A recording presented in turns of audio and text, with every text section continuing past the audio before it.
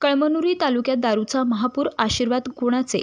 कळमनुरी तालुक्यातील मुंढळ गावातील दारू विक्री बंद होताना दिसत नाही. अनेकदा महिलांनी प्रशासनाला कळवून देखील दारू बंद होत नसल्याने संतप्त झालेल्या महिलांनी आज कळमनुरी पोलीस ठाणे गाठले. यावेळी महिलांनी पोलीस प्रशासनावर आरोप करत तात्काळ ही दारू बंद न झाल्यास कळमनुरी येथील पोलीस ठाण्यासमोर आंदोलन करण्याचा इशारा देखील दिलाय.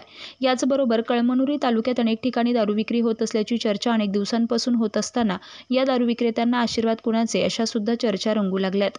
गावात दारू विक्री होत असताना पोलिसांना कळून देखील कार्यवाही होत नसल्यानं आज महिलांनी पोलीस ठाणे गाठले आहे. त्यानंतर कार्यवाही न झाल्यास पोलीस ठाण्यासमोरच आंदोलन करणार असल्याचा इशारा या महिलांनी दिलाय. त्यामुळे कळमनुरी पोलीस ठाणे पुन्हा एकदा चर्चेत आलंय. ढोळ्या गावातून आलेली आहे. दारू बंद करण्यासाठी आलेली आहे. दारू बंद झालीच पाहिजे.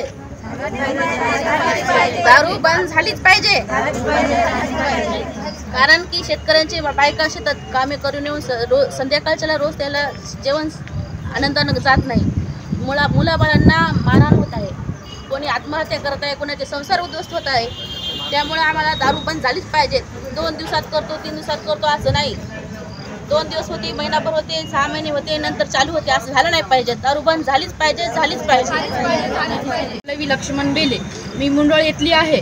आमच्या इथशी म्हणजे दारू मालक पिते आमचा, आणि दारू पिऊन लहान लहान लेकराला, मला 2 मुलं आहेत, त्यांना पण मारते, मला पण मारते. दारू बंद झालीच पाहिजे, झालीच पाहिजे.